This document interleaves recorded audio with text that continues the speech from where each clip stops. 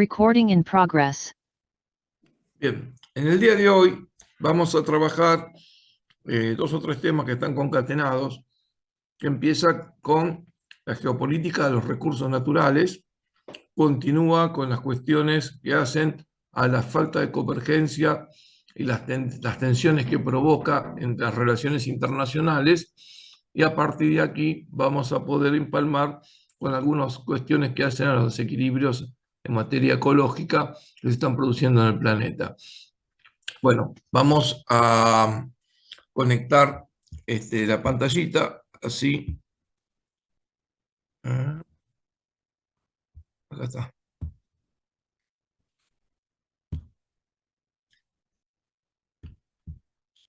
A ver. Ahí está.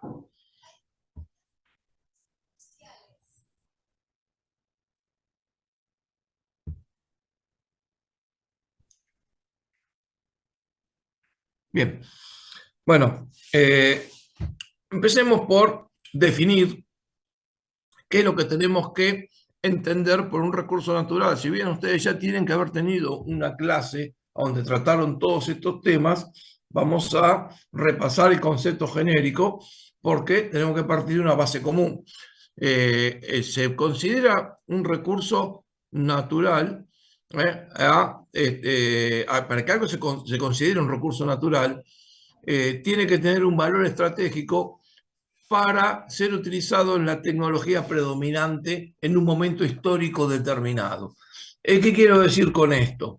Si en esta época vivimos la era de los hidrocarburos y que motoriza la tecnología, la era de los hidrocarburos, como lo estamos viviendo en este momento, lo que estamos diciendo es que el petróleo es un recurso natural, que es el recurso natural fundamental que tiene el sistema económico actual. Ahora, si no estuviésemos funcionando en un mundo en donde los hidrocarburos no son la tecnología dominante, tener petróleo significa la nada misma. De hecho, miren, yo siempre les cuento esta anécdota, no sé si la dije en este curso, pero cuando le tenemos que poner combustible al auto, vamos y le ponemos nafta. Ahora se usa el gasoil también, pero básicamente se le pone nafta, básicamente. Entonces, ¿sabe dónde viene la palabra nafta? Miren, viene del sumerio. Estamos hablando de una civilización que existió hace 4.000 años atrás, y en Irak. Y toda esa zona estaba llena de petróleo. Y obviamente se trataba de dar un uso, pero era altamente inflamable y muy inestable. Entonces no le podían encontrar un uso para la tecnología que existía en ese momento. Y la palabra que usaron para decir no sirve para nada era nafta. Así que dense una idea. Hoy la nafta te mueve el planeta y hace 4.000 años se decía no sirve para nada. Si lo que le da valor a algo no es su composición química intrínseca, sino que sea de utilidad para motorizar la tecnología dominante. Esto es lo más importante. ¿Por qué? Y porque van a ir cambiando a medida que cambia el momento histórico. Y eso es lo que tenemos que ver. Por eso hay un cambio estratégico en este momento, y hay una disputa en torno a definir cuáles son los elementos que se convierten en recursos naturales estratégicos. Porque como estamos frente a un cambio de paradigma tecnológico, como lo vamos a ver en un minutito. Ahora bien, en base a esto, ¿qué les puedo decir? Si la tecnología dominante todavía es el control de los hidrocarburos, el que tenga el poder militar para controlar los yacimientos de hidrocarburos es el que tiene el control sobre el sistema económico planetario. Y esto es básico entenderlo. Todo el sistema monetario mundial depende del dólar. Y el dólar, como ya vimos, depende del petróleo. ¿Por qué? Porque todos los países están obligados a tener que transaccionar sus operaciones de hidrocarburos en dólares. Por lo tanto, esta era de 1971 en adelante se llama la era del petrodólar. Hasta así, es de obscena la cosa. Entonces, obviamente, Estados Unidos, para sostener este sistema, despliega todo su poder militar. y asegura que esto sea de esa manera. Pero obviamente no es el único recurso que hay que cuidar desde el punto de vista estratégico. Entonces, a partir de acá, vamos a bajar, así lo voy mostrando algunas cuestiones más. A partir de acá, ¿qué les puedo decir?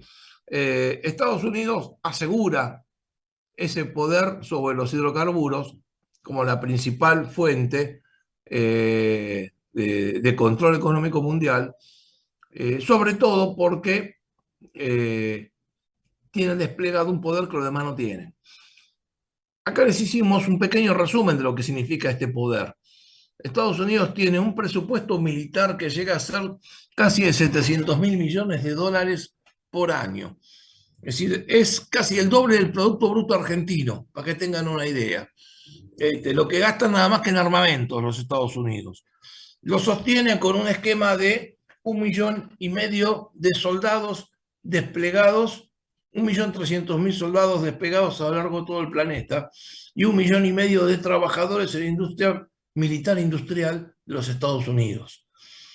Y tiene, para asegurar esto, desplegado 800 bases militares con control territorial a lo largo de todo el planeta, con el objetivo de asegurar este dominio del sistema, que obviamente, como ya lo vimos en clases anteriores, da lugar a un esquema monetario internacional que es sostenido sobre el dólar.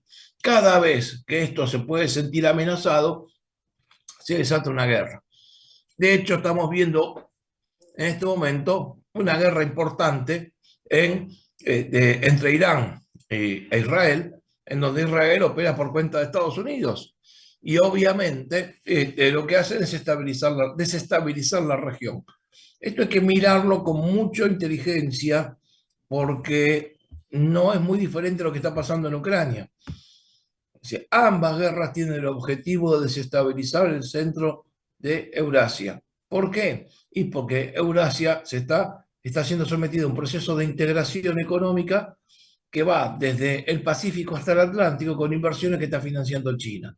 Si esto se termina, se va a crear una unidad económica tan, pero tan grande que Estados Unidos va a quedar minúsculo. Y eso es lo que Estados Unidos interpreta que puede ser el final de su etapa imperial. Por eso es que lo están haciendo es bloquearlo y desestabilizarlo durante todo el tiempo que puedan. Y todas las demás son excusas y campañas publicitarias, ideológicas, que no tienen un contenido de fondo. El verdadero contenido de fondo es geopolítico y tiene que ver con esto. Pues, para que ustedes entiendan que en esto se aplica la brutalidad. Otro tema muy importante que tienen que entender es que la industria petrolera, que es la que maneja el poder en el mundo, en este momento todavía sigue siendo así, por más que estamos viviendo una revolución tecnológica, no deja de ser la más importante en el sostenimiento del sistema. ¿Por qué? Porque Estados Unidos quiere que sea de esta manera. ¿Y por qué? Porque en base a esto se sostiene el sistema del dólar, como ya vimos en la clase anterior. Ahora, ¿qué pasa? Todo este esquema tiene determinadas características que tienen que entenderla. La industria petrolera es una industria capital intensiva. Podría darle una clase entera sobre cómo funciona. En realidad está desmontada en 3 sectores, esto no está en el apunte. Está desmontada, se podrían poner, dividíamos en dos flujos, el upstream y el downstream. El upstream quiere decir arriba de la corriente, que es en donde se hace el petróleo. Se explora y se sustrae el petróleo de la tierra. Eso es el upstream. Y después está la otra etapa, el downstream, que es la del refinamiento del petróleo. Se convierte en nafta, en gasoil, lo que sea, se hace un sistema de destilado y refinamiento. Después está el transporte mayorista, los gasoductos, los oleoductos, los transportes marítimos de barco. Por ejemplo, dicen, van a tapar el estrecho de Hormuz, por donde sale el 25% del petróleo. Ahí pasan buques tanques petroleros. Eso es downstream. Y después está la comercialización minorista, que son las estaciones de servicio. Entonces, ese negocio petrolero en sí mismo tiene una característica, es capital intensivo intensivísimo. Se requieren inversiones millonarias para hacer una perforación de pozos. Por ejemplo, queremos desarrollar Vaca Muerta, que tiene fracking, que es un sistema de perforación en L, y con inyección de agua, y después se produce la depuración de todo eso, con alto nivel de contaminación, es altamente contaminante. Eso es carísimo. Requieren inversiones cuantiosas. No cualquier país, aunque tenga petróleo debajo de la tierra, las condiciones que sea, está en condiciones de hacerlo. Por lo tanto, el que tenga el capital o la impresión de dólares en el planeta, por eso es tan importante para los americanos tener el control de la emisión de los billetes, aunque sea privado, son los dueños de las inversiones. Entonces, si vos querés sacar el petróleo que tenés abajo, tarde o temprano tenés que recurrir a los Estados Unidos. ¿Por qué? Porque no cualquiera lo puede hacer. De los países más desarrollados del mundo, nadie tiene petróleo propio, salvo Noruega o salvo Estados Unidos. Es decir, ni Alemania, ni Gran Bretaña, ni Francia, ni China, nadie tiene petróleo propio. Por lo tanto, los que tienen ese petróleo son países subdesarrollados y los que tienen la plata para sacarlo de abajo de la tierra se lo proveen desde el mundo desarrollado. Y ese mundo desarrollado selecciona no solamente a quienes se lo van a vender, sino en dónde lo van a producir y quién lo va a producir. Entonces, esto condiciona otra cuestión, no solamente cómo desarrollarlo, sino que aparte determina que como es un recurso escaso, no puede alcanzar para abastecer las condiciones de vida que tiene el mundo desarrollado para todo el planeta. El planeta tiene casi 8.000 millones de personas, 7.600 millones de personas. De esta cantidad de habitantes que tiene el planeta, en este momento tenemos una condición, lo vamos a ver en un minuto, el 16% de la población pertenece al mundo desarrollado y el 84% pertenece al mundo subdesarrollado.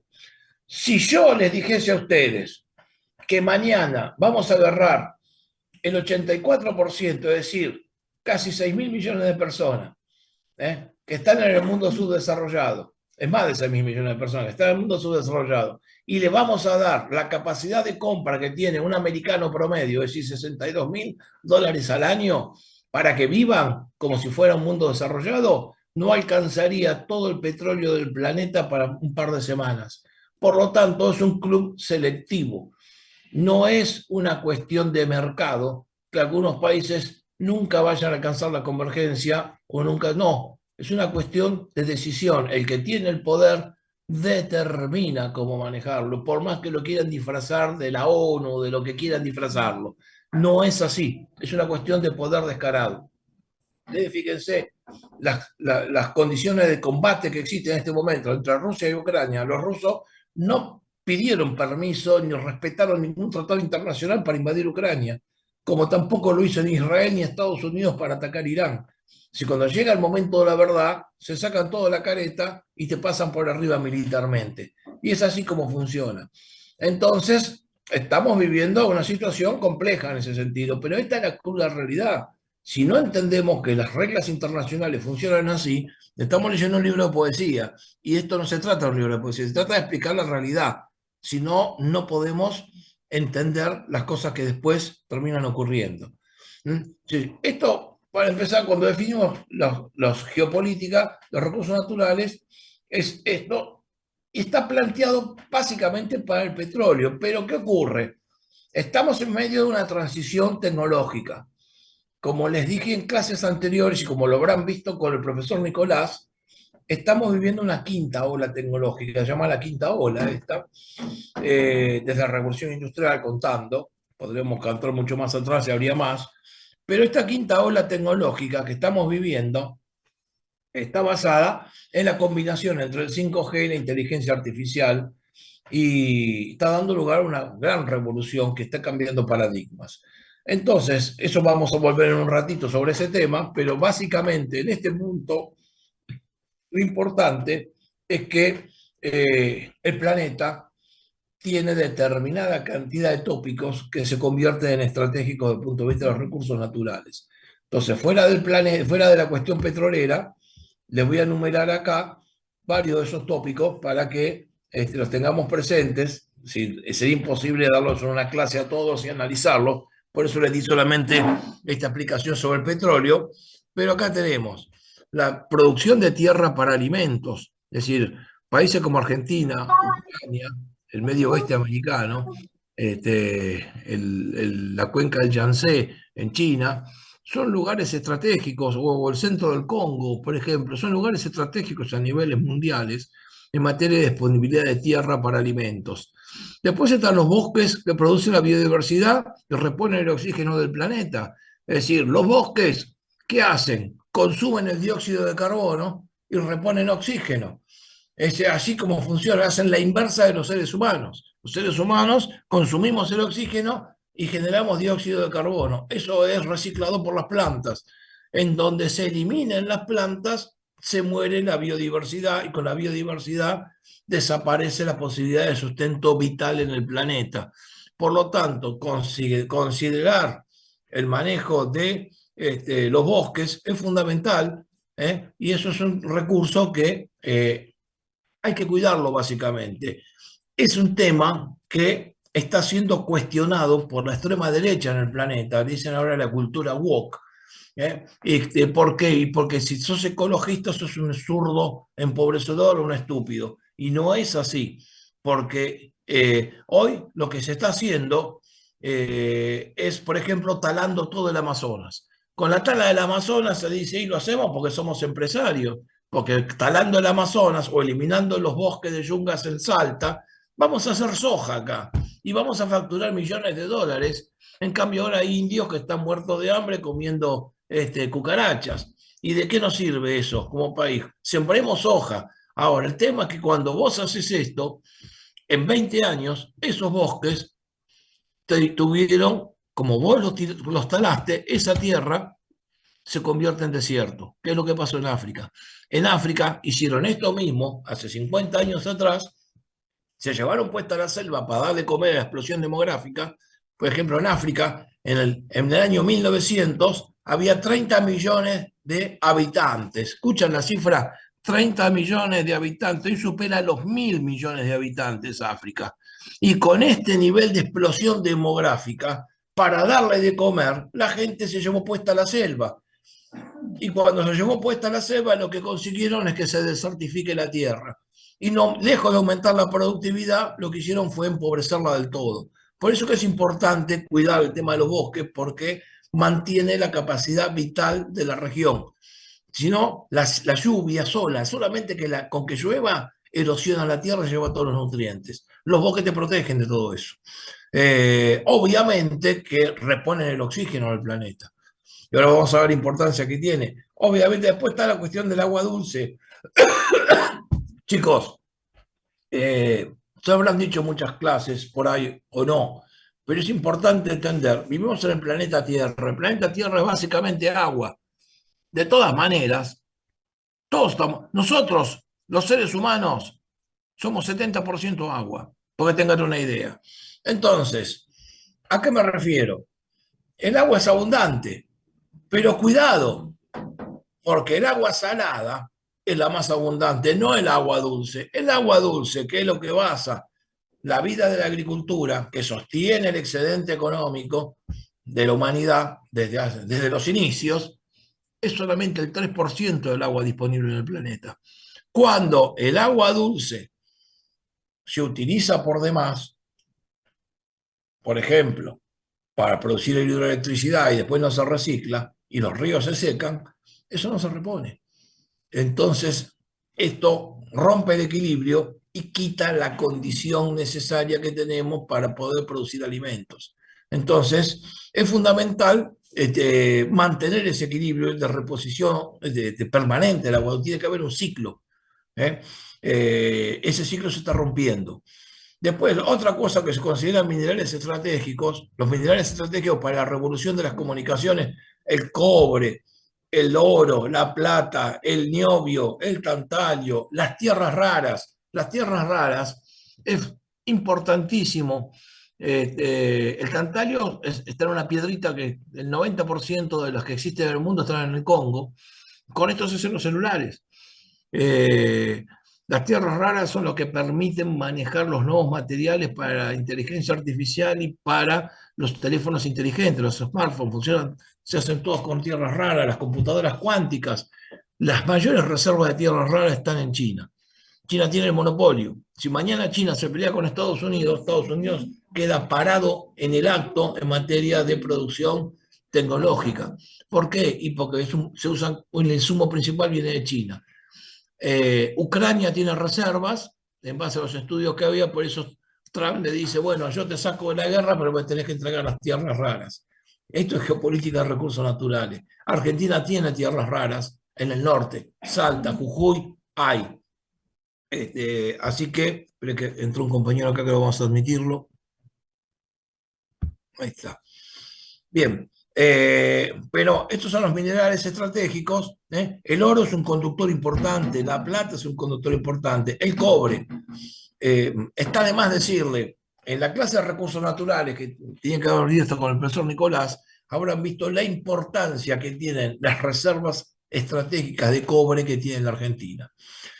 ¿Qué problema tienen? Dos problemas. Están a mucha altura. Por lo tanto, se requiere mucha inversión pública para sacar ese cobre del país, para poderlo producir y sacarlo de la montaña. Es complejo. Chile la tiene más fácil, ya tiene las rutas hechas, se dedicó a sacar cobre toda la vida. Ahora, el otro problema es que si Argentina vuelca al mercado internacional el potencial productivo del cobre, el cobre va a bajar monumentalmente de precio. Por eso es que, así como las petroleras controlan el precio del petróleo, también lo hacen las mineras. Es más, son los mismos dueños. Les aclaro, chicos, los dueños de los bancos, los dueños de las mineras, los dueños de las principales marcas de las multinacionales y los dueños de las petroleras son las mismas personas. Entonces,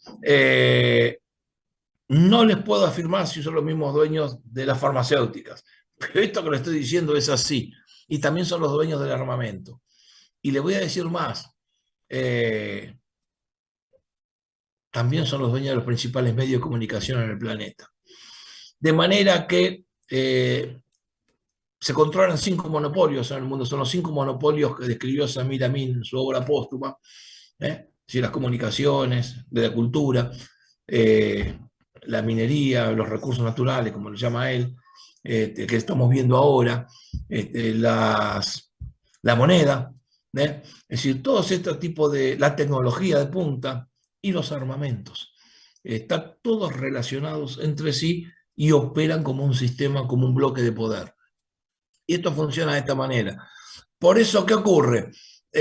Si nosotros salimos a sacar el cobre al mercado, el cobre baja de precio. Entonces los monopolios dejan de ganar dinero con la revolución de las comunicaciones. Requiere que se exploten en forma pausada para mantener el precio alto y escaso el material en el mercado. Esto pasa mismo con los diamantes. Yo que he visto, por ejemplo, en Bélgica, tienen los bancos abarrotados de diamantes y no los sacan al mercado, porque si los sacan al mercado los diamantes bajan de precio. Entonces regulan la oferta con escasez del producto. Entonces, va a ser así.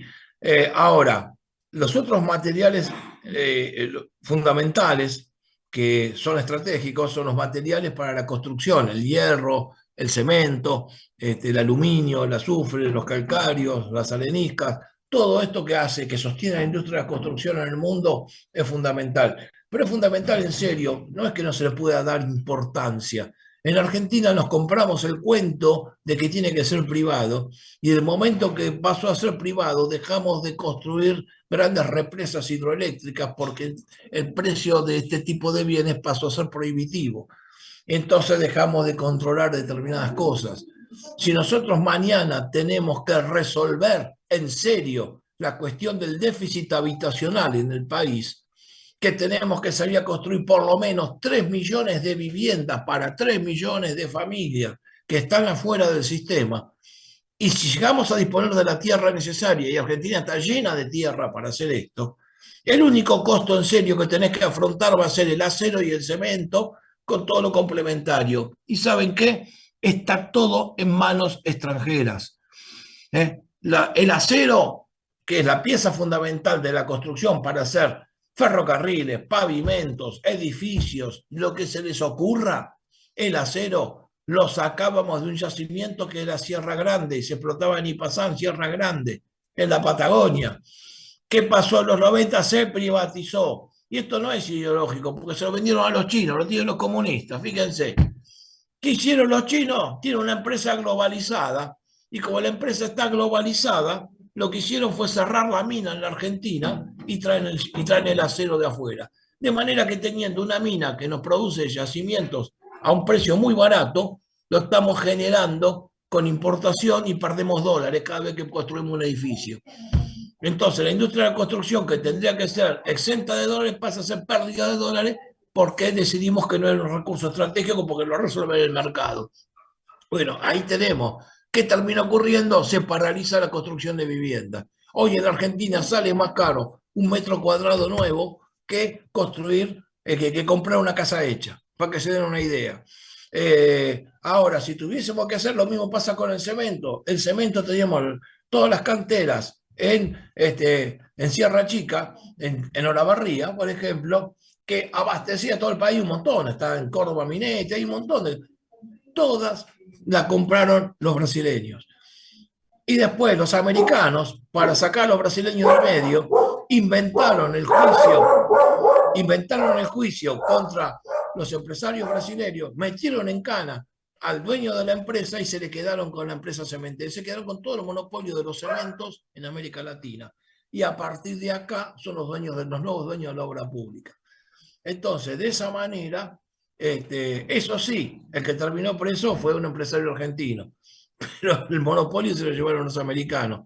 Y esto terminó de esta manera. Entonces, fíjense la importancia que tiene. Ahora, si queremos hacer algo con cemento, el cemento hoy viene de Brasil, también significa dólares. Es decir, no podemos hacer ni siquiera una casa sin gastar dólares en este momento. Fíjense la importancia que tiene. Bueno, obviamente, los materiales para la metalurgia, que es lo que nos permite manejar cualquier tipo de industria, son centrales. Eso también son recursos naturales importantes que dependen del acero, básicamente. Pero no solamente acero, azufre, bauxita. La bauxita se hace el aluminio con la bauxita. Bien, ahí tienen. Y después, obviamente, dos temas fundamentales son los recursos que se utilizan para respaldar la moneda. Básicamente el oro, la plata y el mercurio. Ustedes me preguntarán, ¿el mercurio? Sí. ¿Por qué? Porque para hacer oro y plata, el proceso tecnológico que se usa se llama cianurización. Se hacen con cianuro y el cianuro se hace en base a mercurio. Entonces, el que tiene el control de los yacimientos de mercurio en el planeta es aquel que puede refinar oro y plata.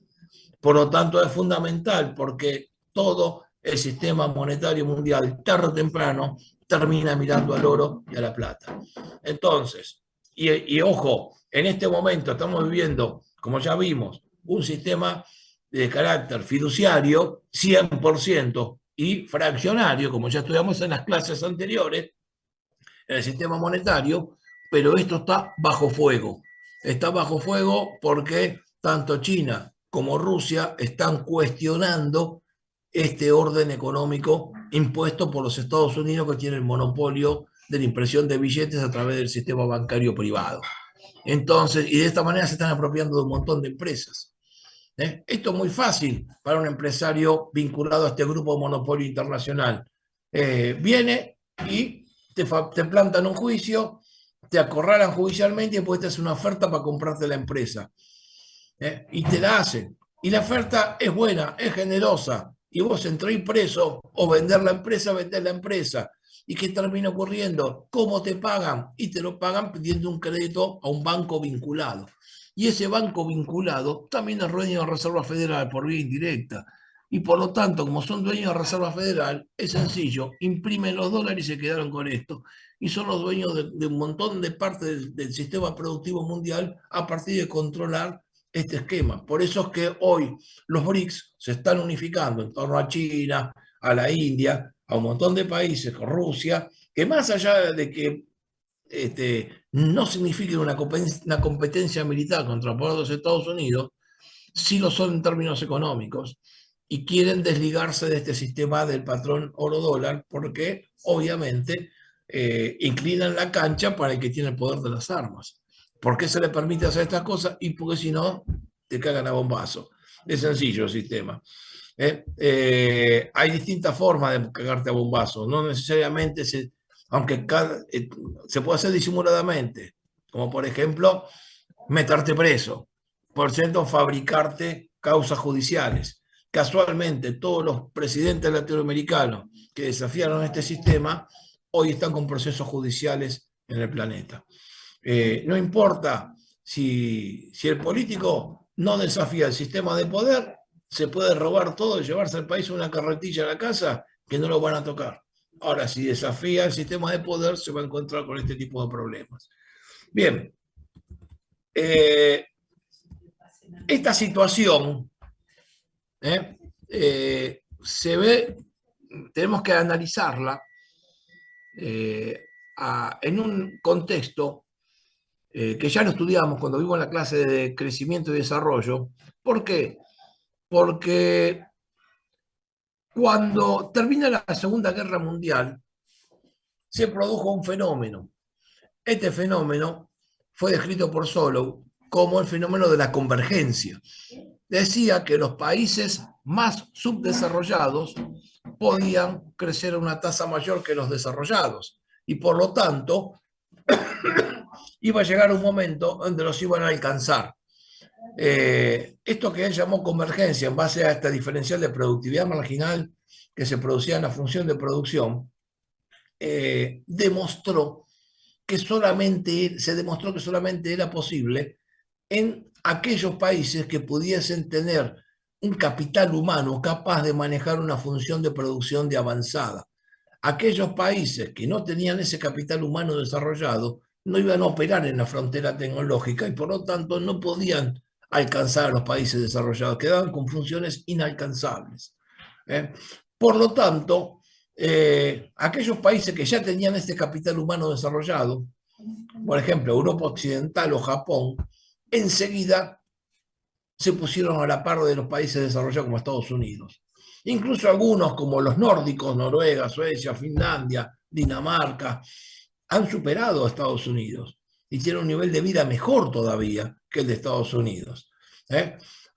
Después tenemos otros países que quedaron totalmente excluidos. ¿Por qué? Y porque no alcanzaron la densidad de capital humano necesario.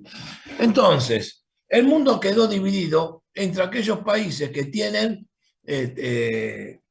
capacidad para pertenecer al desarrollo y los que están en el subdesarrollo. Obviamente, aquellos que no tienen la capacidad de haber desarrollado capital humano necesario, ni acumularon bienes, infraestructura, como para despegar en el desarrollo y alcanzar niveles de producción importantes en la acumulación de factores y en tecnología, tampoco se lograron desarrollar. Por lo tanto, incluso hay otros países que aún teniendo recursos naturales y mano de obra barata, son inestables políticamente, o no tienen la cultura política económica necesaria para adaptarse al capitalismo, pasó en los países africanos, y nunca pudieron romper el círculo de la pobreza. Ya lo vimos en la clase correspondiente todo esto. Ahora, lo importante, que lo pongo de manifiesto, ¿por qué? Porque con una globalización montada como la que se montó desde la década del 90 en adelante, tenemos países que se beneficiaron y países que quedaron excluidos. Entonces tenemos diferenciales de precios en el costo de los factores y diferenciales de sistemas. Entonces, esto hace que gran parte de la población quede excluida del sistema de progreso. Primero por la escasez de recursos naturales, por ejemplo, el petróleo no alcanza para todos, Y segundo, porque no lograron desarrollar capital humano o adaptarse por su cuenta. Y a partir de acá, y acá tenemos el 86% de la población, empieza a haber una fuerte presión migratoria, por eso lo pongo de manifiesto, porque esta diferencial entre los crecimientos y desarrollo provoca bolsones de marginalidad. En muchos casos, esa marginalidad genera el deseo, la necesidad de trasladarse físicamente a un lugar más desarrollado. Entonces, lo primero que te va a movilizar la migración, que se va a empezar a producir como una fuerte presión a nivel mundial, y es uno de los problemas que tiene el planeta en este momento, es que tenés países que tienen un nivel de vida superior a los 50.000 millones de dólares por año, perdón, a 50.000 dólares por año per cápita, y países que obviamente están por debajo de los 20.000, incluso por debajo de los 10.000, y que si están cerca de un país desarrollado, se van a querer ir al país desarrollado. Entonces empieza a haber una presión migratoria que es cada vez más grande y se empieza a hacer sentir. Entonces la primera condición es la brecha de desarrollo lo que va a generar esto. Un país pobre va a irse a un país más rico. Pero a su vez, para que esto sea posible, los países ricos tienen que tener determinado grado de vulnerabilidad o aceptabilidad de esa mano de obra que le va a empezar a llegar del exterior. ¿Y por qué? Y porque en general en los países más ricos se producen determinadas condiciones demográficas y de estancamiento en el crecimiento por el envejecimiento que tienen, están muy cerca del equilibrio estacionario y por lo tanto crecen a tasas muy bajas. Y por otro lado, la característica que se da es que suelen ser países que están más envejecidos porque tienen una tasa de natalidad casi nula, por no decir que la población es negativa, y entonces están escasos de mano de obra y la mano de obra pasa a ser cara. Y para poder manejar esta situación, lo que han hecho a lo largo de la historia es abrir la inmigración. Entonces, se recibe inmigración de los países. Los países empiezan a hacer, sobre todo a partir de la década del 70, cuando fue la crisis del petróleo, todos los países desarrollados estaban desesperados para recibir inmigrantes, para bajar, sobre todo los empresarios, para bajar el costo de la mano de obra.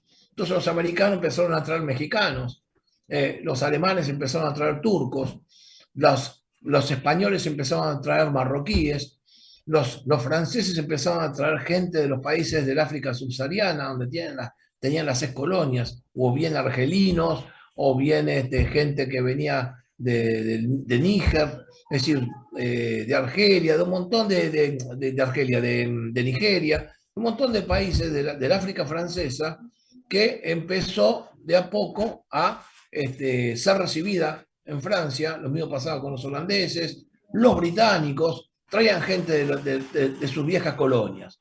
Los británicos trajeron de Kenia, de un montón de lados. Bien, pues, obviamente de la India también, ¿no? Entonces, ¿qué termina ocurriendo? Se empieza a producir un fuerte flujo migratorio. Acá les pusimos un cuadrito, se los voy a mostrar ahora. Vamos a bajar un segundo, dame un cachito que encuentro la flecha.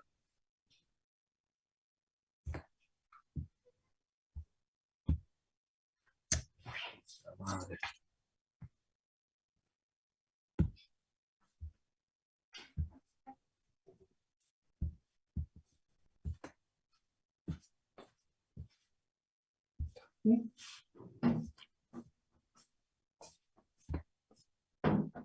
Pero un cachito, chico, que se me descompaginó.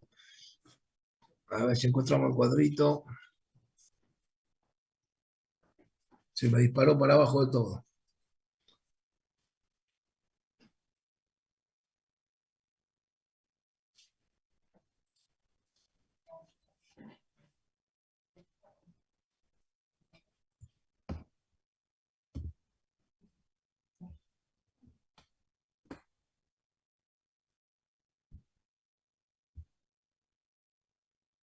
Acá está.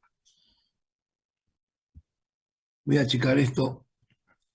Si no se ve el cuadrito.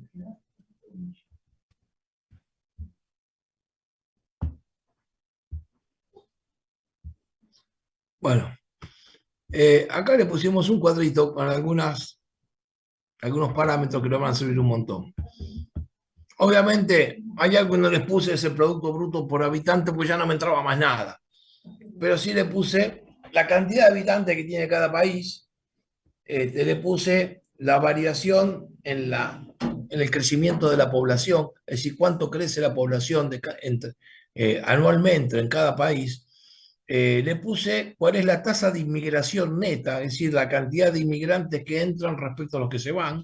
Le puse el porcentaje de inmigrantes sobre la población total.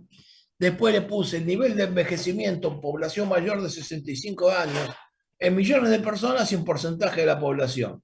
Y después le puse el porcentaje promedio de crecimiento en los últimos años del Producto Bruto de cada uno de estos países y le puse colores distintos para agruparlos por grupo de países.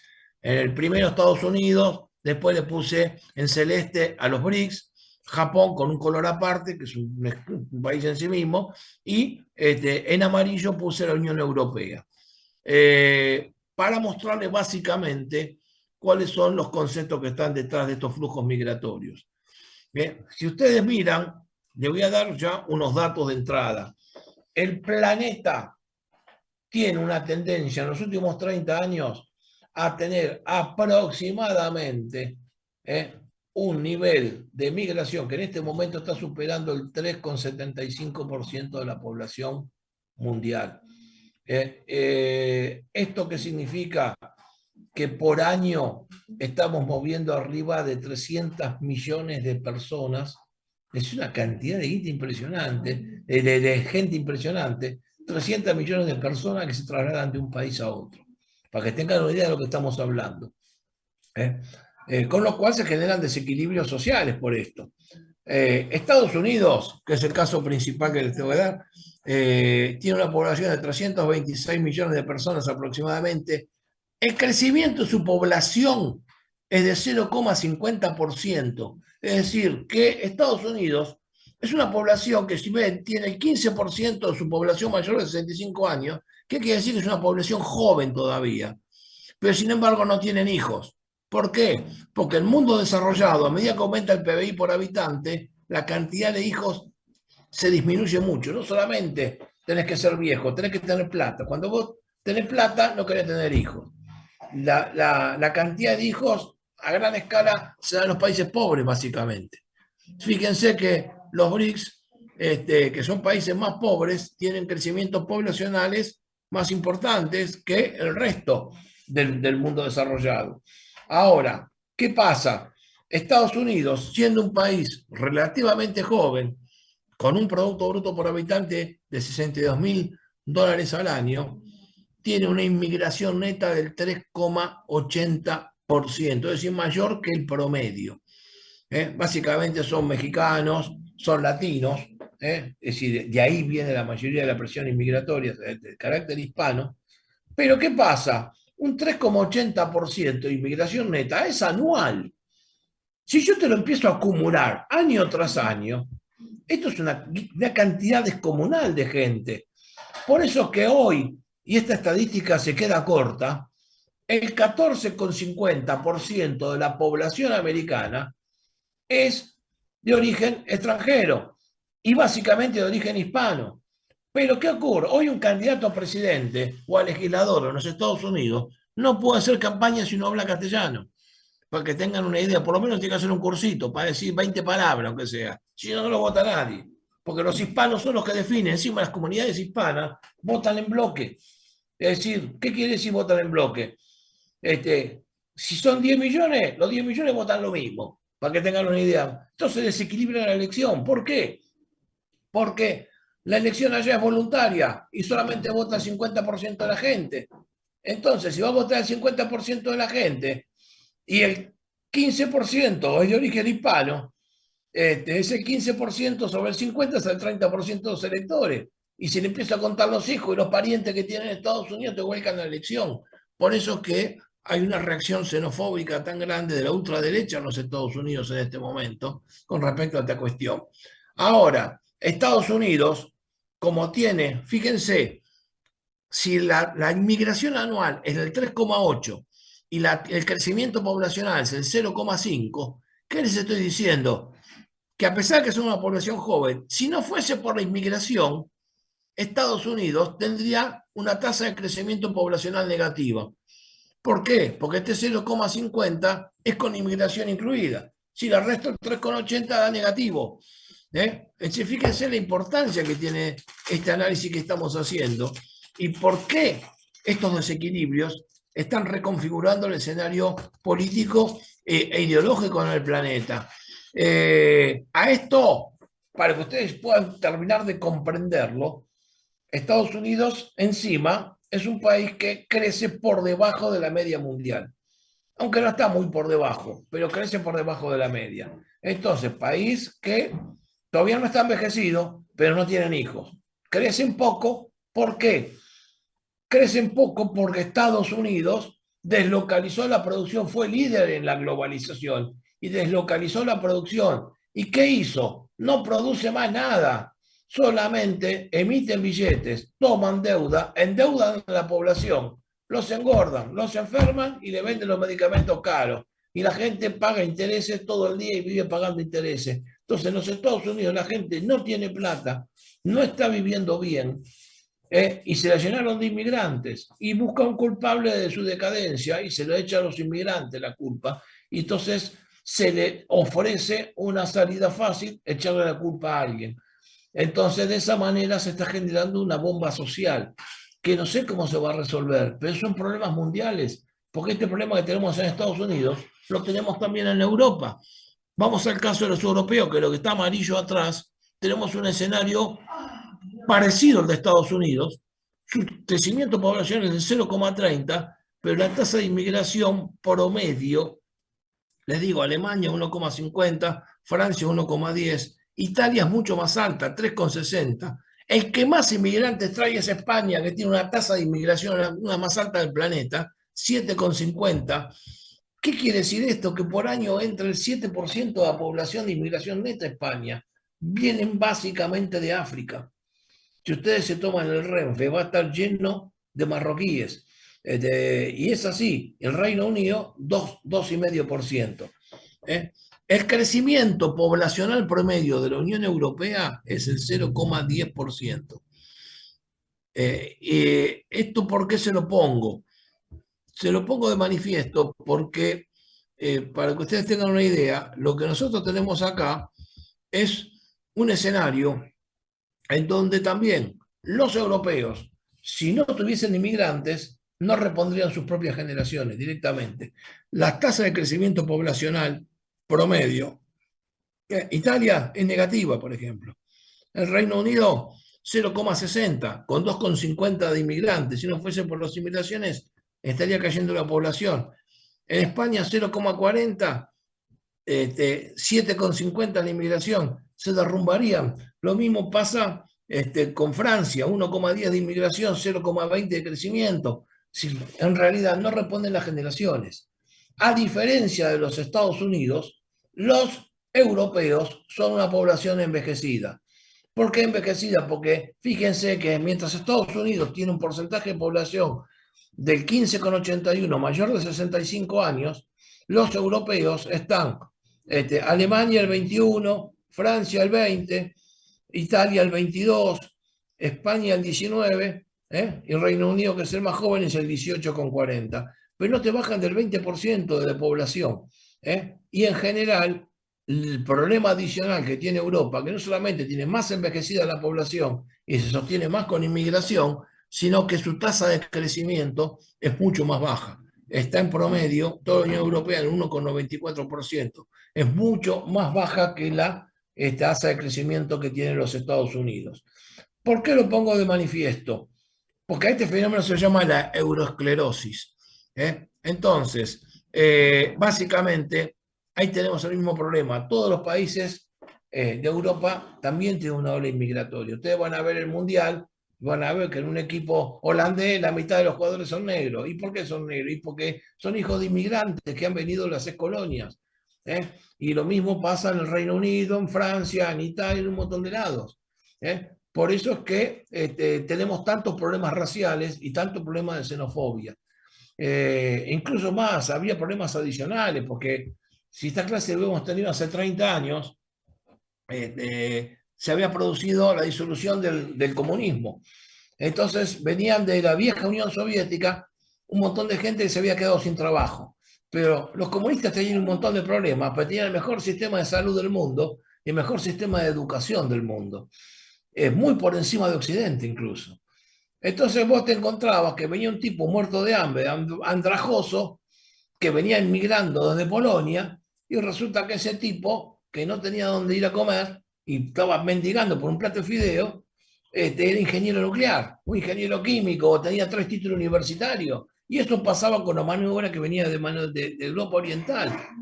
Entonces resulta que esos tipos buscaban laburo en cualquier oficio para sobrevivir y te cobraban 2 mangos y le bajaban el precio a todo, y entonces se llamaba el síndrome del plomero polaco. ¿Por qué?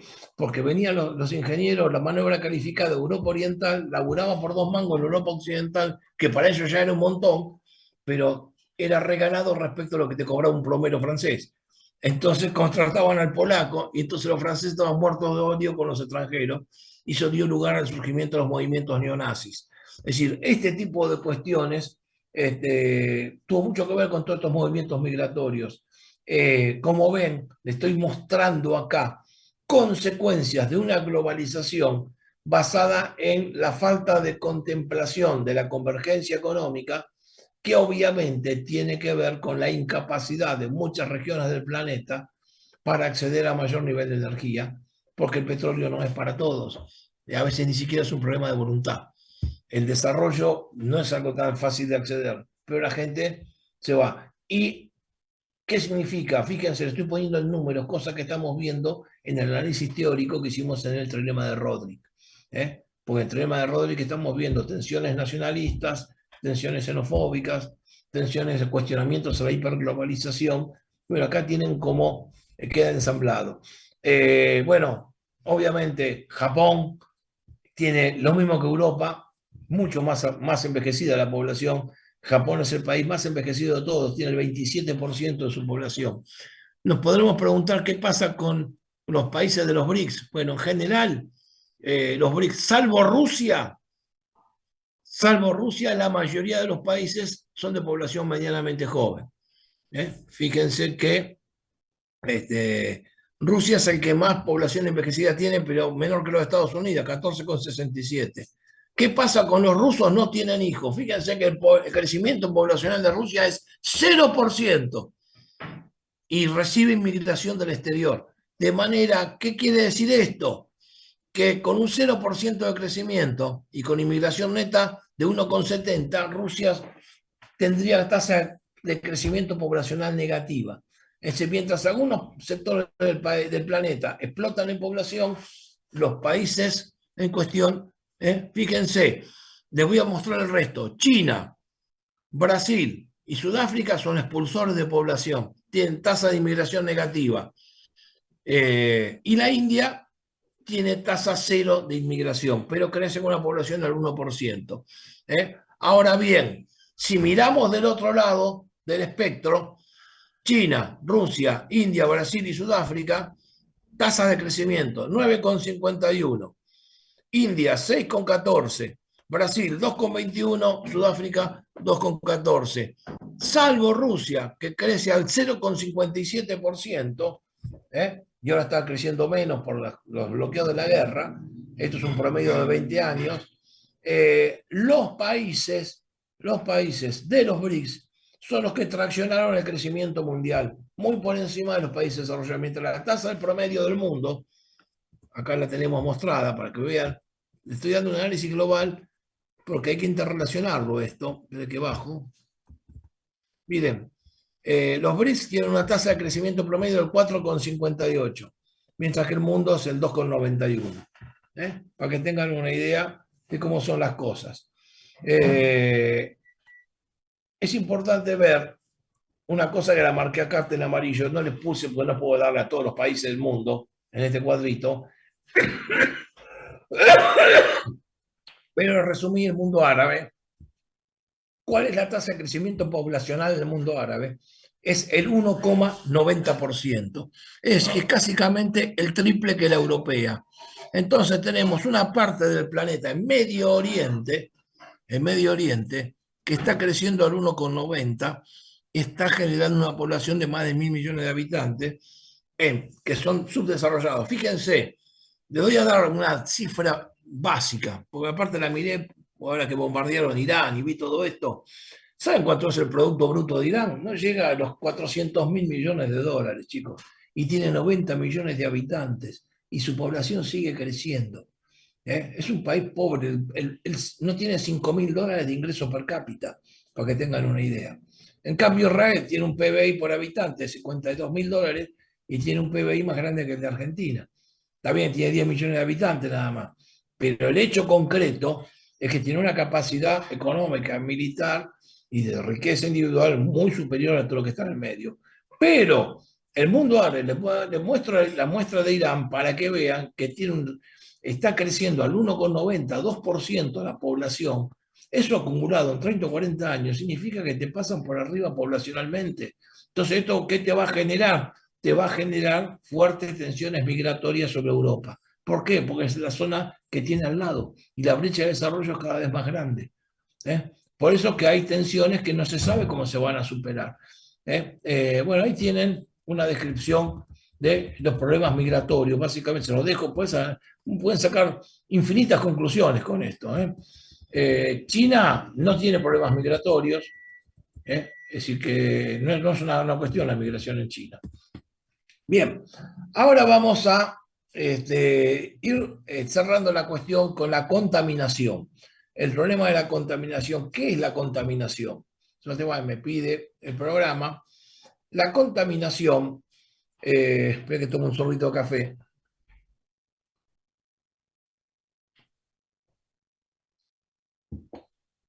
Siempre se ha generado contaminación cada vez que la humanidad tiene que generar un proceso de transformación de un bien en otro.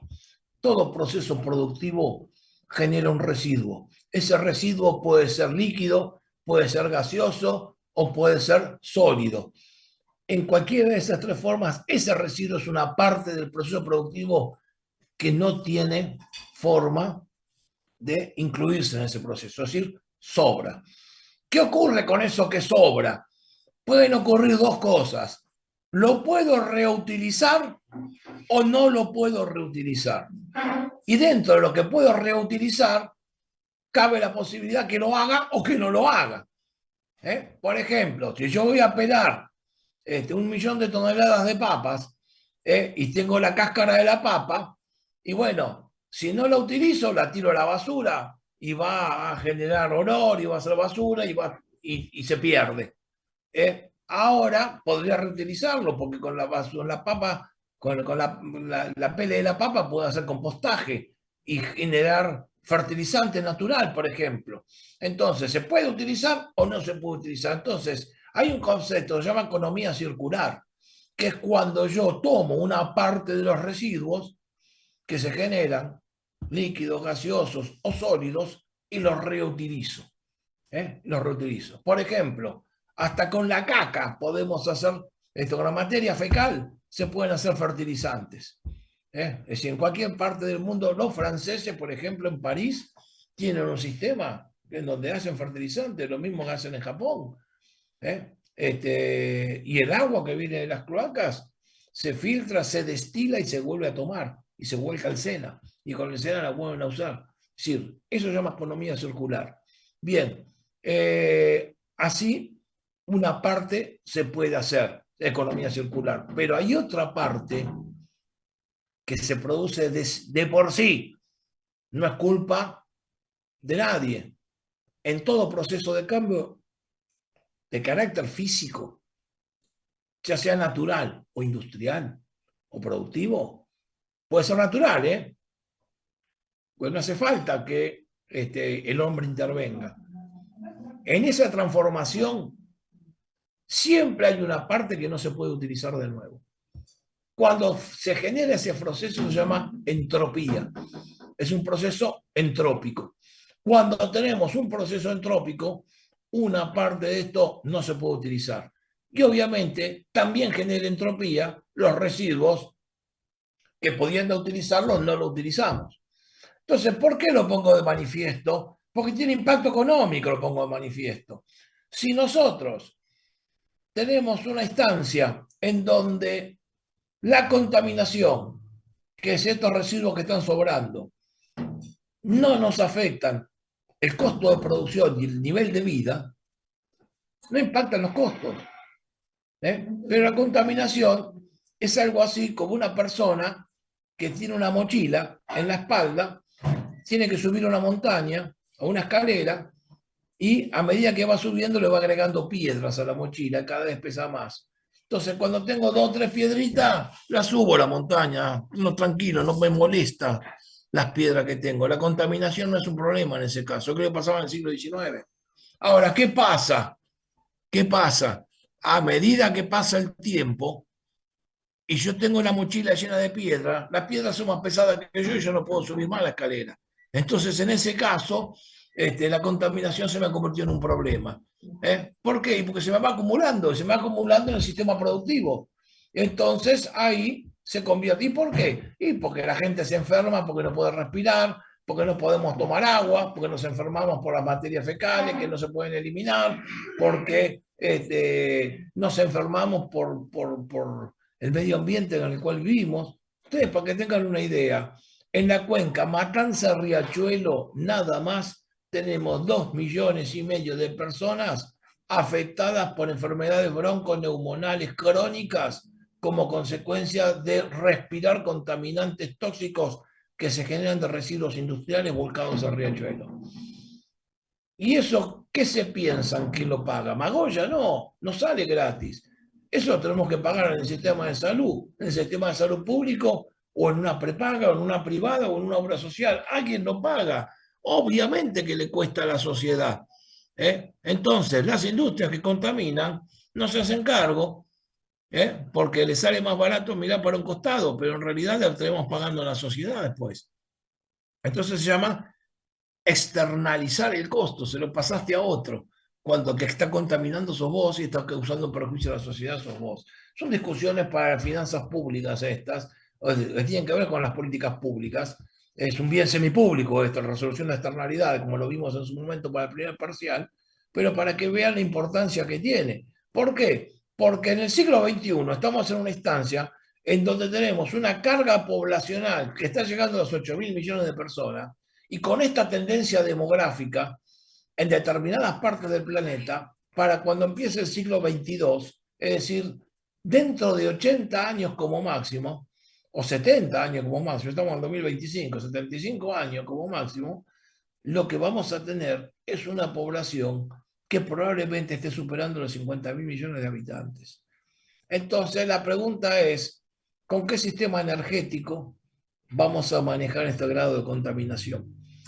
¿Y de qué manera vamos a poder vivir? ¿Por qué? Porque la contaminación va a crecer con el crecimiento poblacional. Entonces, es una cuestión que tiene que ver con los costos ambientales.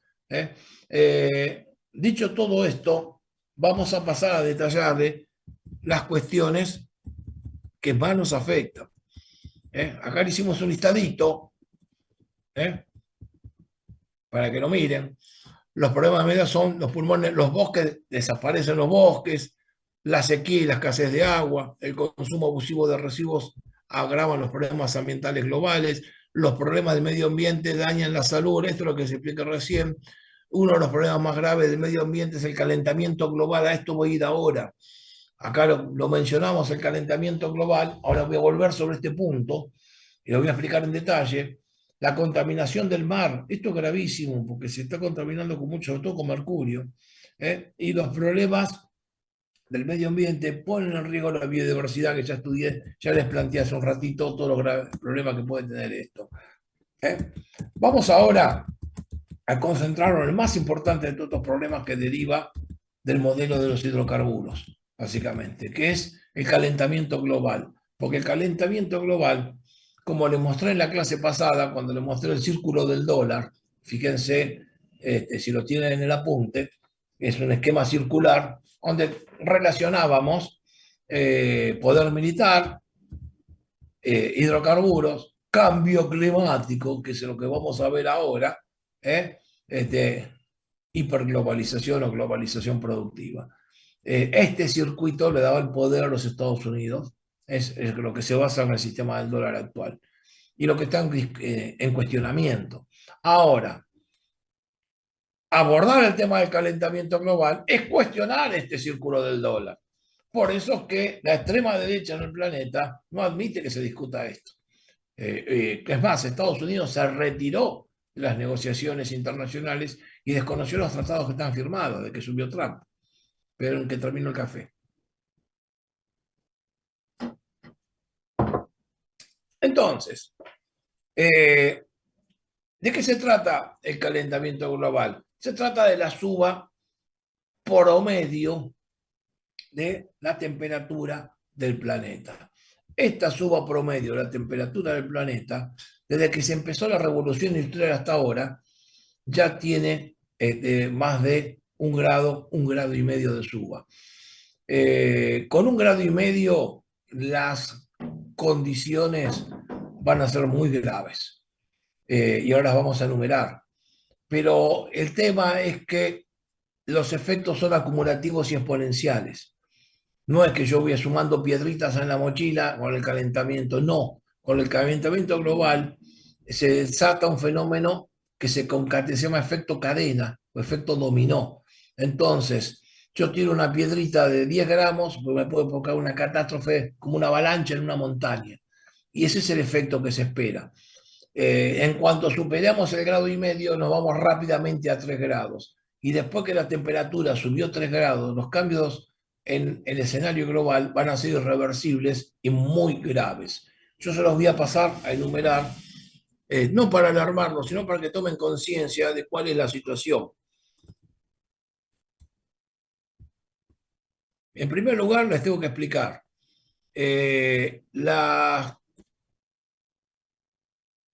Para analizar el calentamiento global en sus efectos, no tienen que pensarlo en forma simple. Va a ser más calor en todo el mundo. No. El calentamiento global lo que hace es provocar anomalías en los sistemas de temperatura en el planeta. Muchas zonas del planeta van a ser más frías que antes y otras zonas van a ser más calientes. Pero la gravedad, de hecho, si acá les pusimos un cuadro donde les mostramos entre 1850 y 1980, y los cambios de temperatura, el 72% de las regiones del planeta son más frías que antes. El resto es más caliente. Pero ¿cuáles son los efectos? Es que cambian las corrientes marítimas, cambian las temperaturas, cambian algunas zonas se desertifican, otras llueve más y se inundan. Ese tipo de cuestiones. Ahora, ¿qué ocurre? Una vez que se produce este fenómeno que se desata de calentamiento global, vamos a enfrentar inundaciones masivas, desertificaciones en otras zonas, pérdida de producción agrícola, se va a derretir la tundra rusa, lo que se llama el permafrost de Siberia. Frost quiere decir congelado, perma quiere decir tierra. El permafrost, las tierras congeladas de Siberia, se descongelan. Y ahí está lleno de material biológico en descomposición desde la época anterior a las glaciaciones. ¿Qué quiero decir con esto? Que se va a liberar millones de toneladas de gas metano al ambiente. El gas metano es mucho más efecto invernadero que el monóxido de carbono. ¿Qué es lo que nosotros generamos cuando usamos hidrocarburos para producir? Generamos básicamente un residuo que es el monóxido de carbono, que es lo que tira el caño de escape de un auto, por ejemplo. Estos monóxidos de carbono lo que hacen es generar un efecto invernadero.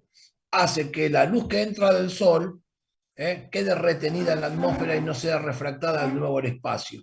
Entonces, ese calor queda contenido en el planeta y aumenta la temperatura promedio, que es consecuencia de que la atmósfera tiene más carbono del que debería tener encima e impide que se refracte la luz hacia el exterior. Con lo cual queda retenida en la atmósfera y aumenta la temperatura promedio. Este aumento de la temperatura promedio es potenciado cuando empieza el descongelamiento de Siberia. entonces empieza a haber cada vez más metano y empieza a descongelarse los polos. Y cuando empieza a descongelarse los polos, se derriten los témpanos y vuelcan agua dulce al océano. Y este agua dulce que vuelca al océano altera el pH de los océanos. Y cuando se altera el pH de los océanos, cambia el nivel de salinidad. Y con el cambio del nivel de salinidad se produce una alteración en las corrientes marítimas. Bueno, todo este fenómeno ya empezó, chicos, no lo estoy hablando del futuro, ya está ocurriendo. Y con el cambio de las corrientes marinas se producen los grandes huracanes y se producen los grandes cambios climáticos. Zonas que antes eran húmedas pasan a ser secas y viceversa. Zonas que antes eran frías pasan a ser cálidas, y se produce inestabilidad climática. Y aparte, lo más grave de todo es que una vez que superemos los 3 grados de crecimiento de la temperatura, lo que vamos a hacer es enfrentar un nivel de suba de por lo menos entre 1 y 2 metros del nivel del agua en las zonas costeras. Con lo cual, proyectado a muy poco tiempo, en pocas décadas, vamos a tener fuertes zonas costeras inundadas a lo largo de todo el planeta. Básicamente, las zonas costeras más afectadas van a ser las del sudeste asiático. Pero ojo que en la Argentina nos va a pegar. Por ejemplo, toda la capital, la zona del Mediterráneo, todo el Mediterráneo, así, las provincias que están cerca del Río de la Plata, van a ser zonas muy afectadas por las inundaciones. Entonces, vayan sumando los problemas que tiene que enfrentar la humanidad en el corto plazo, que tiene una fuerte incidencia económica, porque todo este tipo de cuestiones, si las quiero frenar, requieren acuerdos económicos de cambio de paradigma energético que tienen costo de inversión. En segundo lugar, como hay cosas que ya no se pueden frenar porque algunos efectos de este efecto invernadero ya están desatados, tenemos que hacer obras para defender las inundaciones o revertir las situaciones, porque hay formas de hacer obras para revertir muchas situaciones. Y en tercer lugar, todo esto va a ser combinado, como ya estamos viendo, con un alto grado de envejecimiento poblacional en gran parte del planeta, que significa que cuesta muchísimo generar el dinero necesario para afrontar este tipo de problemas. Es decir, la realidad es que estos son los cambios de paradigma que estamos viviendo. ¿Y por qué se los pongo arriba de la mesa? Porque va a tener costo, no solamente económico. Si acá se llegan a inundar, como se prevé en los próximos 50 años, tanta cantidad de regiones costeras, estamos hablando de más de 2.500 millones de personas que pueden llegar a morir por inundaciones. Y no estoy hablando de la cantidad de enfermedades que se pueden producir como por consecuencia del derretimiento del permafrost. ¿Por qué? Porque ahí está lleno de virus y bacterias para las cuales el ser humano no está preparado todavía y no existen defensas, y hasta que esas defensas se constituyen vamos a tener que enfrentar varias pandemias como las que ya enfrentamos en la del COVID-19. Todo esto está en la agenda de la OMS y lo que estamos haciendo nosotros retirándonos de la OMS, porque lo está planteando Estados Unidos, porque Estados Unidos quiere esconder la mugre abajo de la alfombra, porque el principal responsable de generar esta contaminación es básicamente Estados Unidos y Europa. Pues los países subdesarrollados no son los que generan la contaminación. Es decir, todavía tienen parámetros compatibles. ¿Mm? Bueno, ¿qué es lo que genera el nivel de calentamiento global? Anótenselo, porque eso es importante. Las centrales eléctricas que queman combustibles fósiles. Argentina es uno. Hoy Argentina quema gas para hacer electricidad. Básicamente quema gas. La industria alimenticia, sobre todo la ganadería, chicos. Aunque a ustedes les parezca mentira, el ganado produce gas metano a una escala astronómica y es producto y genera efecto invernadero. Es decir, en conclusión, podemos llegar a extinguir 1/3 de la humanidad por los pedos que se tiran las vacas, para que tengan una idea. La quema de gasolina del transporte, obviamente, el monóxido de carbono. La deforestación, que no repone el oxígeno y desestabiliza la atmósfera. Y el aumento global en la utilización de fertilizantes químicos. ¿Por qué?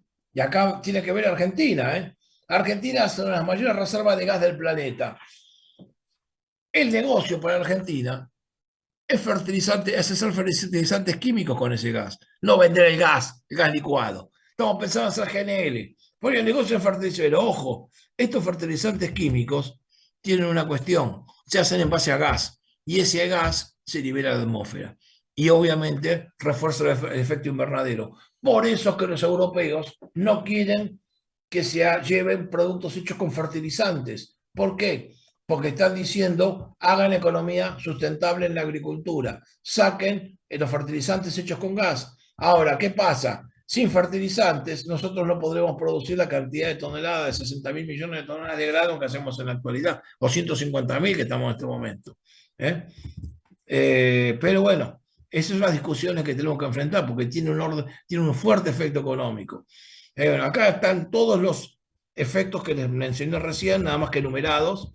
Entonces se expliqué uno por uno todo lo que significa.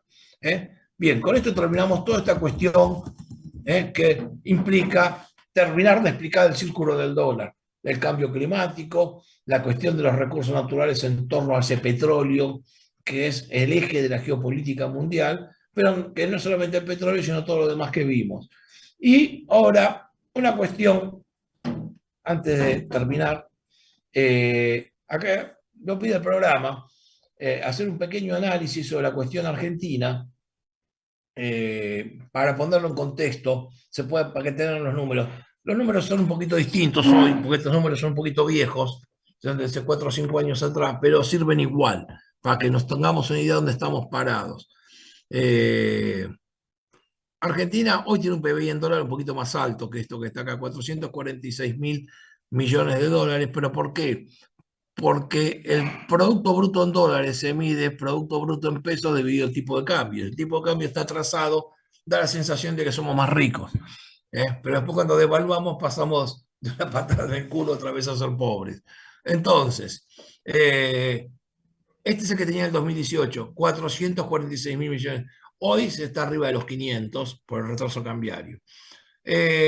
Argentina es aproximadamente el 0,61% del Producto Bruto Mundial. La tasa de crecimiento promedio entre 1980 y 2018 de Argentina fue del 1,88%. No, no es muy diferente la tasa promedio hasta la actualidad. Estamos por debajo del 2%. Si el mundo creció al 2,80, 2,90, fuimos bien, estamos por debajo de casi la mitad, un 1% más bajo que la media del promedio mundial. Esto explica el fracaso del modelo de crecimiento argentino. Argentina no crece a las tasas que tendría que crecer. Después, la otra discusión es si creciendo generamos trabajo, que es el otro tema. Pero empezar por pensar, ¿esto que hicimos funcionó? Bueno, esto es lo que tenemos. Un promedio de crecimiento desde 1980 hasta el 2018 que está por debajo de la media mundial. Ahora, vamos a verlo en un cuadrito todo esto. Bueno, el PBI a valores corrientes, millones de dólares, 0, ahí tenemos 519.000 millones de dólares de acuerdo a cada etapa, ¿no? Después de lo que yo llamé cada año, acá lo tenemos. El valor corriente en billones, bueno, el PBI por habitante, 11.683 con 90 millones en ese periodo, puede estar hoy un poquito más arriba de esto, unos 13.000. ¿Qué les puedo decir? Para ser un país desarrollado hay que estar en 20.000 millones de dólares, en 20.000 dólares por habitante, y dale con los millones de dólares. 20.000 dólares por habitante. Si Argentina es un país subdesarrollado todavía. A valores constantes, bueno, es lo mismo, valores constantes, esos no vamos a que el de 4,46 que le había dado, ese valor es constante del 2010. A valor corriente es 519.000. Bien, la tasa de crecimiento ya la vimos, el 0,61 es de la población mundial. En porcentaje en el Mercosur, ¿qué incidencia tiene Argentina? Al 27,80% del tamaño de Brasil. Es casi el 30% de Brasil, Argentina. Es mucho más chica que Brasil, pero porque Brasil tiene más población. El PBI por habitante es mayor al de Brasil. Más o menos tenemos unos 45 millones de habitantes, en este momento con el censo dio 46 y pucho. La tasa de crecimiento poblacional fue de 61,29 entre 1980 y 2018, que decir que en promedio es el 1,27 anual. Que quiere decir que la población argentina crece, ¿eh? Crece, no es una población que esté estancada como la europea. Eh, el valor del PBI per cápita en dólares del 2010, tomado a ese momento, de 15.897, pero en el 2018, pero tomados en moneda del 2010, ¿eh? Para lo que era el tipo de cambio del 2010. Después, la tasa de crecimiento per cápita en todo el periodo fue de 1980 a 2018 al 27%, pero fíjense la particularidad, que la tasa de crecimiento per cápita entre el 2010 y el 2018 fue negativa del 3,3%. Esto explica por qué la población está cagada de odio. Es decir, lo que tenemos es una población que ha visto deteriorar su nivel promedio de vida. Y obviamente dentro de esto no les estoy computando el deterioro del coeficiente de Gini, que hace mucho más injusto, porque en todo esto tenemos más población viviendo en negro, más gente marginal, más gente que queda sin trabajo, mayor tasa de desocupación. Es decir, no, esto es el promedio, ojo con los promedios. ¿Eh? La población mayor de 65 años, fíjense, en la Argentina es el 4,49%. Si bien aumentó del 2,26 que era en 1980, sigue siendo bajísima al lado de la europea, que está arriba del 20, o al lado de la americana, que está arriba del 15. Por eso es importante estos millones de personas, estamos hablando, ¿no? Y es el 9,99. La Argentina está muy por abajo de los niveles europeos y muy por abajo, es la mitad de la población europea en materia de envejecimiento. ¿Qué quiere decir esto en materia de la teoría de la población que tienen que haber estudiado con el profesor Nicolás? Que Argentina todavía tiene bono demográfico. Entonces se preguntarán, ¿por qué está colapsado el sistema previsional? ¿Por qué no se pagan jubilaciones dignas? Y por lo que yo les expliqué de la tasa de dependencia recargada, que lo vimos en la clase de explicábamos el ahorro. ¿Por qué? Porque la cantidad de gente que no trabaja y tiene que ser sostenida por la gente que trabaja, no es solamente aquellos que son mayores de 65 y los que son menores de 15. Es también la gente que está excluida del sistema, y son millones de personas, porque después de las privatizaciones de los 90 y la desindustrialización, porque más grave que la privatización fue la desindustrialización, ambos efectos combinados fueron devastadores. ¿Por qué? Porque van de la mano. Cuando yo privatizo, hago que el costo de la energía de ser, no sé, 10 centavos de dólar un kilowatt, pasó a ser $3. Entonces la producción industrial deja de ser rentable y cierra fábricas. Entonces van de la mano con o sea, el dueño de la energía gana mucho más vendiendo menos, pero la consecuencia es que se desindustrializó el país. Y al desindustrializarse el país, arrojamos millones de personas a la calle. Esas millones de personas quedaron formando parte de la pobreza estructural de la Argentina y no se incorporaron más al sistema. Entonces lo que hacen es aumentarme la tasa de dependencia recargada y esa tasa de dependencia recargada hace que no solamente crezcamos muy poco y sea tan malo el desempeño y crecimiento, sino que hace que el sistema previsional esté colapsado, porque esa gente cuando llega a la edad jubilatoria no hizo aportes y no tienen quien los mantenga.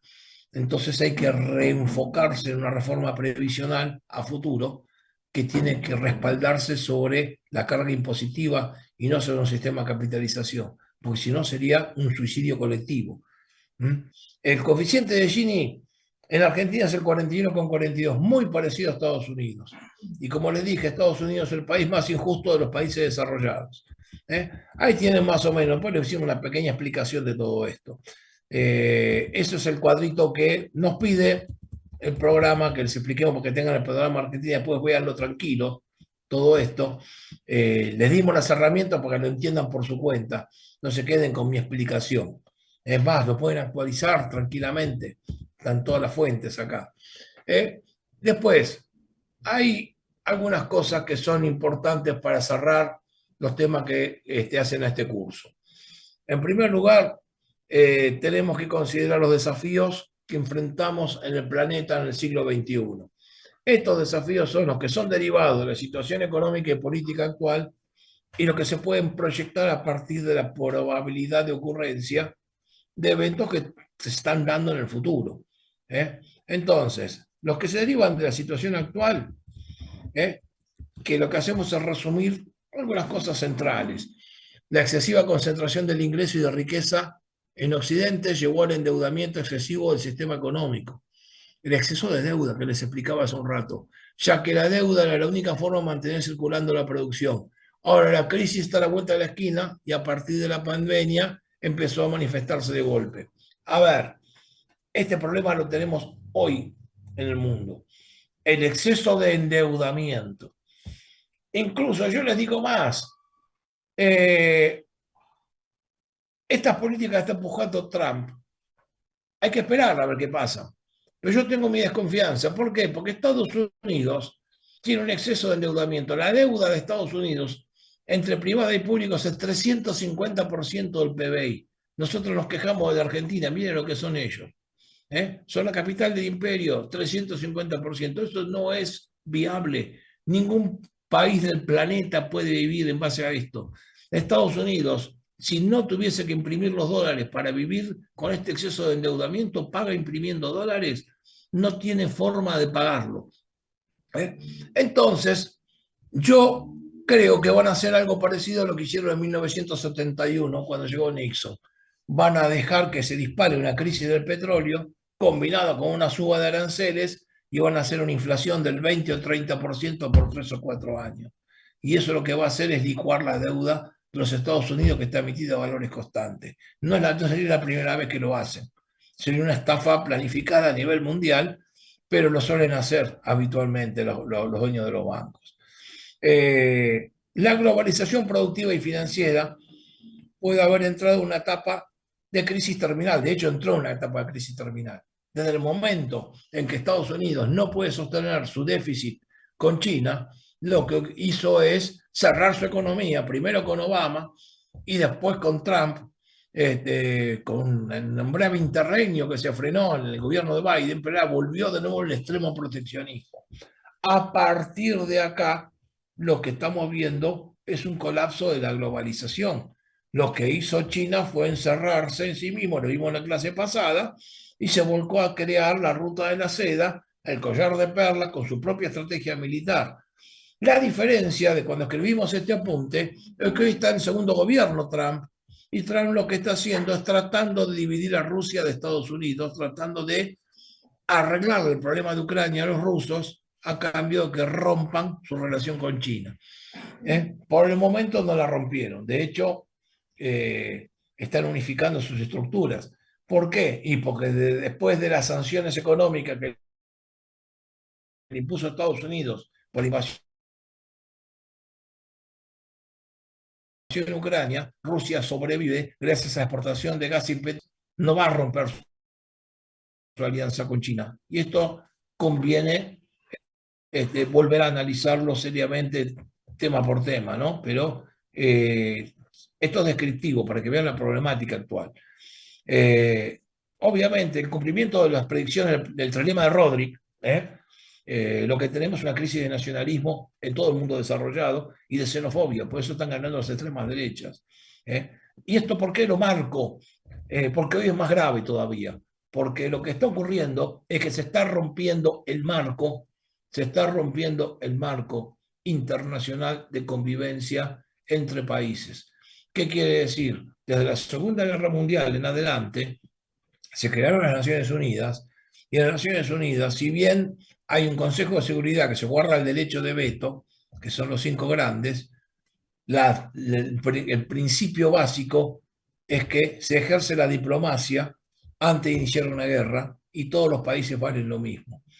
Desde la guerra de Ucrania, de invasión a Rusia, de Rusia a Ucrania, y desde que Estados Unidos e Israel atacaron el Medio Oriente, sin declarar una guerra, sin tratamientos formales previos, en donde había negociaciones, digamos que son bombardeos, acá se está demostrando que lo que vale es el uso de la fuerza bruta otra vez. Entonces estamos frente a una ruptura de las reglas básicas que hicieron posible la globalización. La globalización es posible que colapse y el mundo termine en bloques económicos separados. Hoy todavía eso no ocurrió.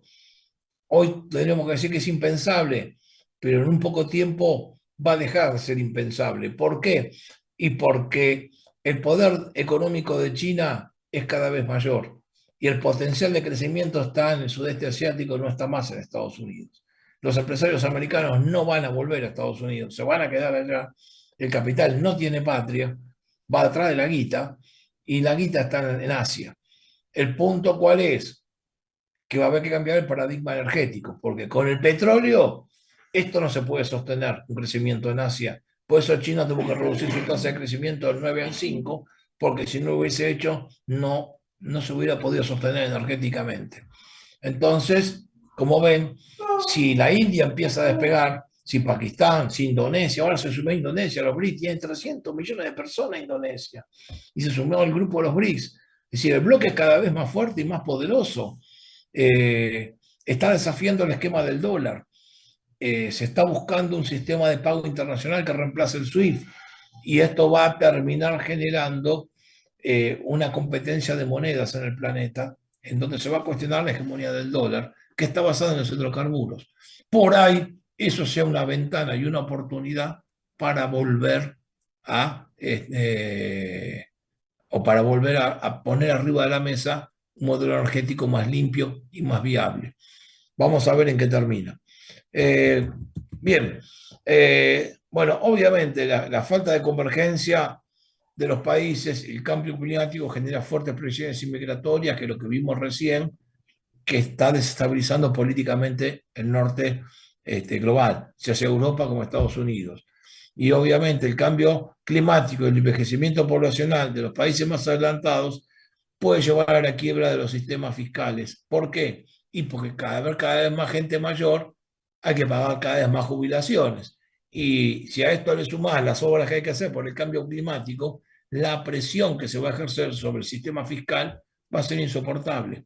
Y lamentablemente no existe capacidad impositiva actual sin alterar el nivel de vida que existe en este momento. Por lo tanto, le voy a agregar una cosa que está en el apunte. Esto pone en serio peligro los sistemas democráticos. Porque si se le empieza a sumar surgimiento de las extremas derechas, xenofobia, ataque a los inmigrantes e inversiones centralizadas que son totalmente antipopulares, como la disminución de las jubilaciones o como son las obras que hay que hacer, puede implicar dos decisiones: ruptura de los órdenes institucionales o algo peor, que se dejen morir a miles de millones de personas para achicar. Muchas veces, cuando yo era estudiante, hacía un chiste. Decía, yo tengo una forma, lo hacemos en la dictadura militar. Los militares tienen una forma para aumentar el Producto Bruto per cápita. No aumentamos el Producto Bruto, disminuimos la cantidad de población matando todo lo que sobra. Y bueno, es una forma de aumentar el PIB per cápita. Quizás lo dejen morir. No me extrañaría nada, porque acá puede pasar cualquier cosa. Bien, los desafíos que tenemos en el futuro y son muy poderosos. En primer lugar, el mundo tuvo en su momento una cuestión ideológica central. A principios del siglo XX teníamos tres sistemas vigentes. Estaba el fascismo, estaba el comunismo y estaba el capitalismo. El fascismo se cayó después de la Segunda Guerra Mundial. El comunismo se cayó con la caída del muro de Berlín. Y a partir de los años 90 solamente quedó en pie el capitalismo como hegemonía global. Y no hay ningún desafío a esa hegemonía capitalista que existe. Con lo cual, un resurgimiento de la extrema derecha en el planeta, en donde al no tener competencias ideológicas, se sacó la careta y volvió a poner su tinte autoritario sobre los sistemas democráticos, queriendo desmantelar los sistemas de derecho que se fueron generando durante todo este periodo. Entonces, a partir de acá, en este momento, ese es uno de los desafíos políticos centrales que va a vivir la humanidad. Pero por el otro lado, tenemos otros temas que hay que estudiarlos en forma concatenante. La revolución tecnológica, que ya la estudiamos con el 5G, con la inteligencia artificial, sabemos que va a generar destrucción masiva de puestos de trabajo. Si a esto les combinamos las revoluciones que generó la biotecnología y la concentración extrema de riqueza que se produjo, que ya lo estudiamos en todas las clases anteriores, hace que solamente una pequeña minoría de seres humanos pueda acceder a estos privilegios tecnológicos. Y existe una tendencia a que si esto se va a hacer por la vía del mercado, solamente unos pocos que lo puedan pagar se van a poder hasta programar el ADN. Con lo cual vamos a tener dos tipos de seres humanos. Los que vienen de familias ricas, que pueden reprogramar su ADN, vincularse a la inteligencia artificial, vincular. ¿Por qué les digo esto? Porque para la década del 2040, y esto no existía cuando escribimos este apunte, está proyectado ya que, y por ahí se produce antes, la vinculación del sistema de red global con inteligencia artificial al cerebro humano. Es decir, se está haciendo la simbiosis entre la cibernética y la física del carbono, que es la que tenemos los humanos. En definitiva, el ADN que es un programa binario, es como un programa de computación. Nada más que en vez de hacerlo en silicio se hace en carbono, pero no deja de ser un programa. Y como ya tenemos descurado el genoma humano, ese programa se puede manipular. Entonces podemos programar no solamente las capacidades, sino podemos regenerar órganos y hacer muchas cosas que antes eran impensadas. Bueno, todo esto hace, cuando uno lo combina, a que haya una minoría muy selecta que se va a beneficiar y otra minoría, otra mayoría que va a quedar excluida. Con un agravante, la inteligencia artificial combinada con el 5G hace apertura a la época de la Internet de las cosas, como vimos en la clase de crecimiento. Y ese Internet de las cosas va a destruir puestos de trabajo. Con lo cual se nos genera un dilema gravísimo. ¿Por qué? Porque el sistema capitalista funciona a través de los mercados. Y los mercados, como ya vimos, funcionan a través del flujo circular de la renta. En ese flujo circular de la renta, los factores productivos, tierra, capital y trabajo, reciben la remuneración por lo que aportan. Si yo no voy a necesitar trabajo, la gran mayoría de la población va a dejar de recibir una remuneración y queda excluida del sistema. Ahora, esa gente que por un lado cobraba un sueldo en una ventanilla, iba a la otra ventanilla y lo gastaba para vivir. Si no va a tener ingresos, ¿qué va a comprar en el mercado? Es decir, lo que va a terminar ocurriendo es que se va a producir, de mantenerse esta tendencia, si no media otra reforma, el sistema de mercado va a terminar colapsando. Y eso es lo que la maldición que había proyectado Marx. El propio Karl Marx explicó que esto podía ocurrir ya en el siglo XIX, quizás por otros motivos, quizás mal fundamentado, pero ya él decía el exceso de la composición orgánica del capital, que era la proporción de capital fijo sobre el total de la estructura de costos, va a hacer que no se necesite mano de obra. Y la mano de obra excluida va a generar un ejército desocupado que va a terminar haciendo que el sistema capitalista colapse. Marx decía, el Estado se va a tener que hacer cargo de la producción. Bueno, probablemente sea eso o no. Lo único que sí sé es que los seres humanos tenemos que pensar un sistema, porque si esta tendencia se profundiza, estamos entrando en la época del postcapitalismo, en donde tenemos que pensar cómo vamos a resolver eso. Y dentro del postcapitalismo hay un montón de teorías, algunas de izquierda y otras de derecha. La más preocupante es la de derecha, la de extrema derecha, que es la escuela del aceleracionismo. Del aceleracionismo, un filósofo, la escuela de Warwick en Gran Bretaña, Nick Land, planteaba la necesidad de acelerar, que explote todo, que se caiga el sistema de mercado, que las máquinas se hagan cargo de la producción, que la inteligencia artificial tome el control y que el ser humano, si tiene que extinguirse, se extinga y se fusione con las máquinas. A ese nivel se está hablando. Se llama la disrupción. Y proyectan el 2040 para esto. Así que son discusiones que vienen a corto plazo. Incluso les dije más de lo que dice el apunte, porque las cosas van cambiando. Así que bueno, chicos, yo acá, vamos a terminar acá la clase. Esperen que tengo que dejar de compartir.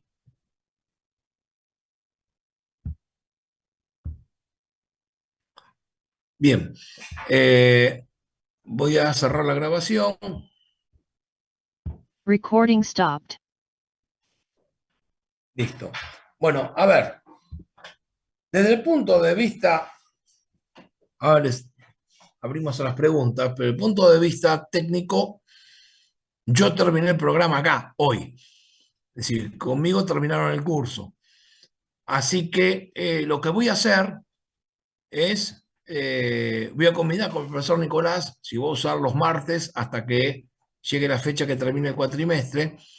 De lo contrario, lo que vamos a hacer es, les voy a subir hoy o mañana las preguntas que vamos a trabajar en el segundo parcial y vamos a abrir un par de, una o dos clases, si Nicolás no las va a usar, para evacuarles todas las dudas y aprovechen que les mando las preguntas temprano para hacerme todas las preguntas que quieran hacer o todas las dudas que tengan, sea referida al parcial o a temas que les interesa terminar de entender. Así que bueno, si quieren preguntar algo sobre lo que vimos hoy, estoy abierto. Ok, por mi parte, no. Bueno, chicos, entonces cerramos acá y les subo las preguntas y vamos hablando en el chat a ver cómo seguimos. ¿Eh? Bueno, dale, gracias, profe. Saludos. Gracias, profe. Gracias, profe. Buenas noches.